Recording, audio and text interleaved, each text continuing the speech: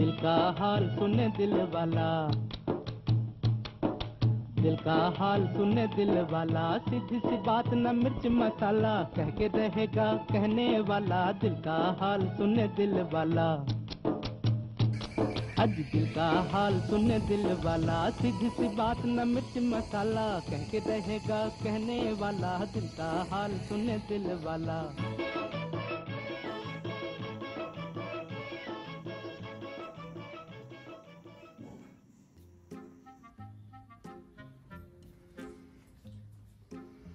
आओ अखबार पढ़े। क्या कहा? अखबार पढ़े? कह रही हूँ आओ अखबार पढ़ें। जरूर पढ़ो। शुक्र है कि तुम्हें कुछ पढ़ने का शौक तो पैदा हुआ। जी मैं तो अनपढ़ गंवार हूँ, अलिफ का नाम भी नहीं जानती, आज तक तो सिर्फ घास ही छीलती रही हूँ। अरे भाई, मैंने कब कहा कि तुम कुछ नहीं जानती? तुम तो सब जानती हो। मैं तो इतना कह रहा था कि अखबार पढ़ने का शौक बहुत अच्छा होता है, देश विदेश की खबरें घर बैठे मालूम पड़ जाती हैं। अब तुमने अखबार पढ़ने का शौक जाहिर किया है तो मुझे बड़ी खुशी हुई। जाने भी दो, क्यों झूठ बोलते हो कि तुम्हें खुशी हुई?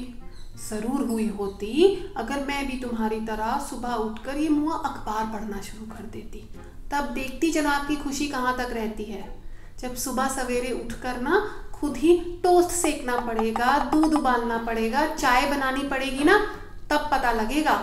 तब ये अखबार ना एक भी दिन इस घर में नजर नहीं आएगा। बड़े आए अंग्रेज बनने चले। अरे भाई, अंग्रेज बनने जाने की भी खूब कही। आजकल हर बात में अंग्रेज कहती हो। खाने के बाद तुम्हारे साथ बैठ के कोई सिगरेट पी ले तो अंग्रेज, शेव करने के बाद चेहरे पे पाउडर मल ले तो भी अंग्रेज। चलो भाई, अंग्रेज ही सही, अब ये गाली थोड़े ना है जो बुरा मान जाऊं। वो तो तुम ही थी जिसे मेम कहा था तो मुंह फुलाकर बैठ गई थी। सुनो, मुझे ना ये मेम वेम बनने का कोई शौक नहीं है। अगर ये लाल मुंह वाली बंदरियां तुम्हें इतनी ही पसंद थी तो उन्हीं में से किसी से ब्याह कर लेते। मुझसे ब्याह करने की क्या जरूरत थी? उन्हीं में से किसी को पकड़ लाते और उसके साथ घर बसा लेते। तुम तो अखबार पढ़ने वाली थी।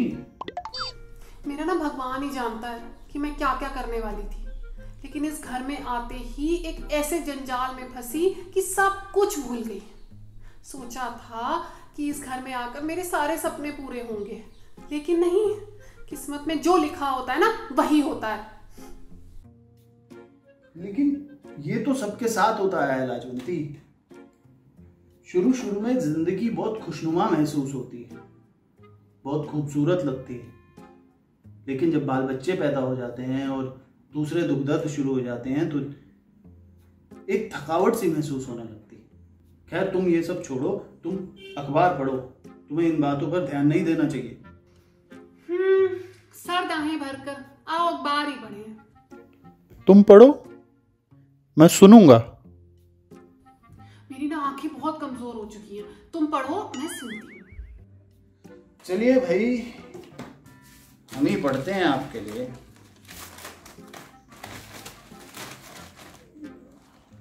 पहले कोई दिलचस्प खबर तो ढूंढ लें। ये सब तो बेकार है। ये सारा कॉलम तो जर्मनी और इटली के डिक्टेटरों की खबरों से भरा अरे पड़ा। जरा ठहरो, ये मुआ हिटलर कौन है? इसकी बड़ी चर्चा हो रही है आजकल। परसों हमारा धोबी जब धुलाई लेकर आया तो बोला सरकार ये आखिरी धुलाई है, इसके बाद ना सारे के सारे घाटों पर उस मुए हिटलर का राज होने वाला है। ये हिटलर क्या कोई धोबी जात का है? बताओ ना। धोबी? अरे धोबी नहीं है, जर्मनी का डिक्टेटर है भैया। जानती हो डिक्टेटर किसे कहते हैं?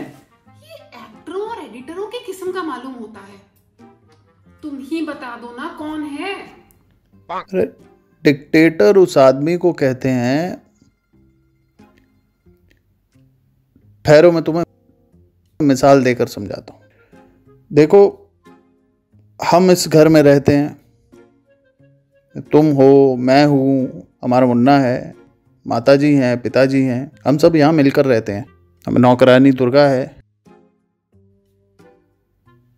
ये सब लोग मुझे बहुत मानते हैं, इसलिए कि मैं इस घर का इंतज़ाम करता हूँ, लेकिन मैं सबकी राय लेकर काम करता हूँ।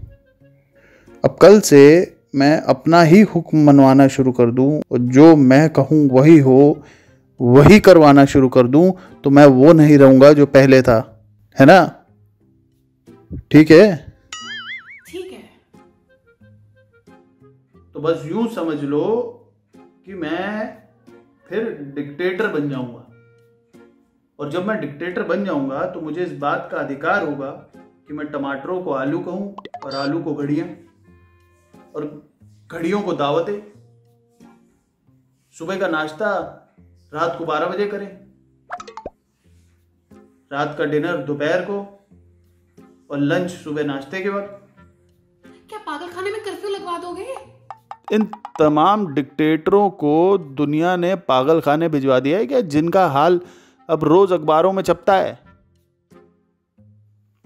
अरे पगली, डिक्टेटर बहुत बड़ा आदमी होता है। वो दिन कहे तो दिन, रात कहे तो रात, प्रजा को उसकी हर एक बात माननी होती है। मैंने तो घर की मिसाल इसलिए दी थी कि तुम आसानी से समझ जाओ। मैं सब समझ गई हूँ तुम क्या कहना चाहते हो। तुम इस घर में डिक्टेटर बनना चाहते हो। अब आलू को टमाटर और टमाटर को आलू कहोगे। लेकिन ये बात समझ लो मेरी, इस घर में ना तुम्हारी डिक्टेटरी नहीं चलेगी। और अगर तुमने ऐसा कुछ भी किया ना तो मैं मुन्ने को लेके ना मायके चली जाऊंगी, समझे? लाजवंती, तुमने ये कैसे मान लिया कि मैं इधर डिक्टेटर बन सकता हूं? अरे जर्मनी का हिटलर तो तुम ही हो, मैं तो बस जी हुजूरी हूं। आंख बंद करके तुम्हारा हुक्म मानता रहता हूं बस। हाँ, सब हुक्म मानते हो। तुमने कहा और मैंने मान लिया। तुम्हें याद है शादी के 2 दिन बाद मैंने तुमसे क्या कहा था कि नाथ, मैं तुमसे इल्तिजा करती हूँ कि ये सिगरेट पीना छोड़ दो। और तुमने कहा था, लाज प्यारी, तुम्हें इल्तिजा करने की जरूरत नहीं है, तुम तो मुझे हुक्म दे सकती हो। और तुमने ये भी कहा था कि मैं तुम्हारी खातिर अपनी प्यारी से प्यारी चीज भी छोड़ सकता हूँ। लेकिन अभी जो तुम्हारे मुंह से ना ये सिगरेट के धुएं निकल रहे हैं, इसके बारे में तो मैं कुछ कह ही नहीं सकती। हमारी शादी को 4 बरस हो चुके हैं। उस हिसाब से तुम आज तक कितनी सिगरेट पी चुके हो, कुछ याद भी है तुम्हें? लाजवंती, तुम भी मामूली से मामूली बात लेकर बैठ जाती हो। अब सिगरेट की क्या बात है? पिया ना पिया? मामूली सी बात? सिगरेट पीना मामूली सी बात है? तो एक काम करो, तुम विस्की और बियर पीना भी शुरू कर दो, वो भी तो मामूली सी बातें हैं। और साथ में ना क्लब जा करके वहां पे रेस में पैसा भी लगाना शुरू कर दो, वो भी तो मामूली सी बात है। हाँ, और एक और काम करो, अपने दोस्तों के साथ बाहर जाकर गुलछर्रे भी उड़ाना शुरू कर दो, वो भी तो मामूली सी बात है। अब पत्नी घर पे बैठी रहे, ये तो मामूली सी बात है ही। मुझे तुम्हारे साथ ना कोई मामूली सी बात नहीं करनी है। हम ना अखबार ही पढ़ लेते हैं।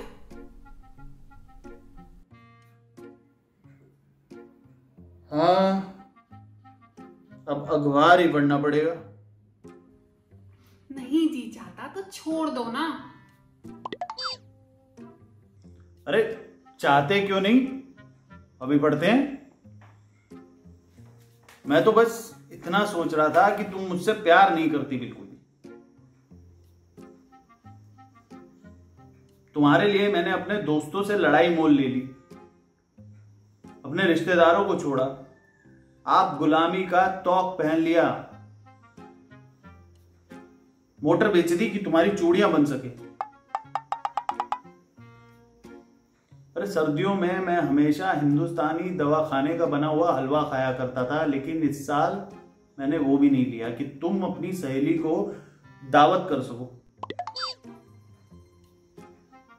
अरे मैंने इतनी कुर्बानियां दी तुम्हारे लिए, लेकिन मुझे आज तक तुम्हारा प्यार नहीं मिल सका। भगवान के लिए मुझे ये बता दो कि तुम्हारा प्यार मैं किस कीमत पर खरीद सकता हूँ? बस एक आने में, एक आने में। ये किसने कहा? ये कौन बोला? एक आने में, ताजा अखबार एक आने में।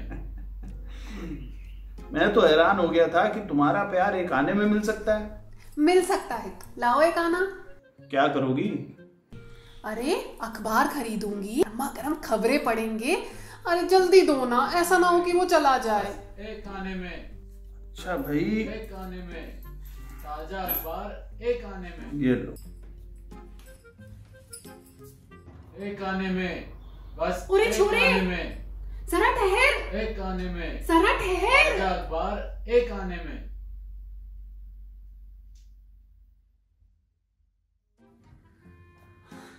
लो ले आई हूँ। धड़ाधड़ बिक रहा था, मालूम होता है कोई बहुत मजे की खबरें छपी है। अब सुनो, जल्दी से मुझे पढ़ के सुना दो। लो पढ़ के सुनाओ, और सुनो जरा हौले हौले पढ़ना। लाओ देखते हैं क्या लिखा है।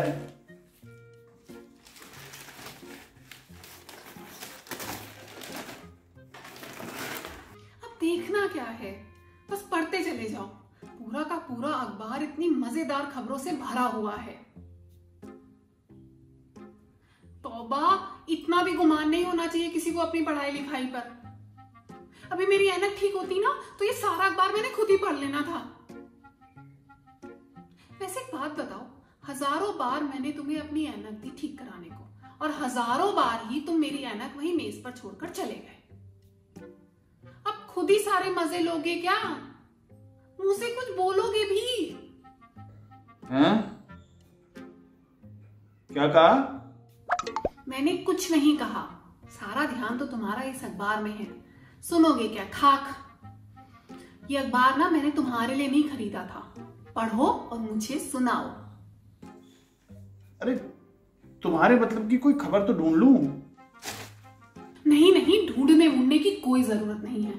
सारी की सारी खबरें मेरे मतलब की हैं। तुम बस ना पढ़ना शुरू कर दो। मैं ना तुम्हारी सारी चालाकियां जानती हूँ। तुम अभी अखबार पढ़ोगे, सारे मजे ले लोगे, उसके बाद उसको मरोड़ कर मेरे सर पर मार के खुद क्लब चले जाओगे। चलो पढ़ना शुरू करो। लो सुनो, मियां ने बीवी की नाक काट दी। क्या? बीच में बोलो वरना सुनती चली जाओ। कसूर 11 जून। हमारा नामानिगार लिखता है कि दिन दहाड़े एक शख्स मुसम्मा गंडा सिंह ने अपनी बीवी की नाक उस तरह से काट दी। इस जालिमाना हरकत की वजह यह बयान की जाती है कि इसकी बीवी अनंत कौर बड़ी झगड़ालू किस्म की औरत थी। वो हर वक्त गंडा सिंह से लड़ती रहती थी। इससे वो तंग आ गया था और एक रोज उसने रोज रोज के झगड़ों से तंग आकर उसकी नाक उस तरह से ही काट दी। झूठ, बिल्कुल झूठ। अरे अखबार तुम्हारे सामने, ये रही सुर्खी, और तुम बिना ऐनक के भी पढ़ सकती हो। इसमें साफ साफ लिखा है कि मियां ने बीवी की नाक काट दी। अब यहां से खबर शुरू होती है। कसूर 11 जून। तुम ना कोई और खबर पढ़ो। क्यों? ये पसंद नहीं आई? नहीं, ये बात नहीं। अब ये खबर तो पढ़ चुके हो ना, अब कोई और खबर पढ़ के सुना दो। या सिर्फ इसी को पढ़ने का ख्याल है तुम्हारा? जंगली आदमियों को ऐसे भी लड़ने मरने के सिवा आता ही क्या है।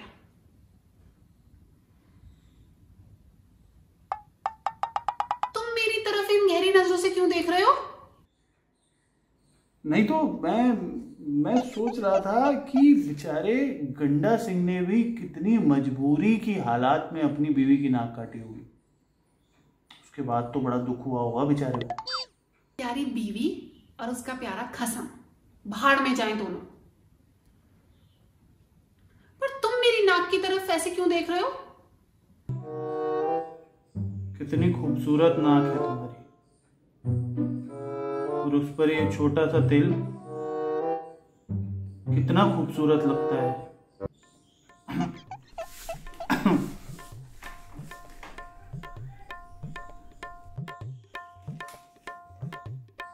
अरे लाजवंती, एक प्याली चाय तो और बना दो। चाय?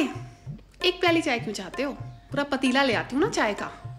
बस यही करना तुम पूरे दिन बैठ करके, अखबार पढ़ना और चाय पीना, और उसके बाद बड़े मजे से उठ करके क्लब चले जाना। और मैं हूँ किस लिए इस घर में? दिन भर पूरे घर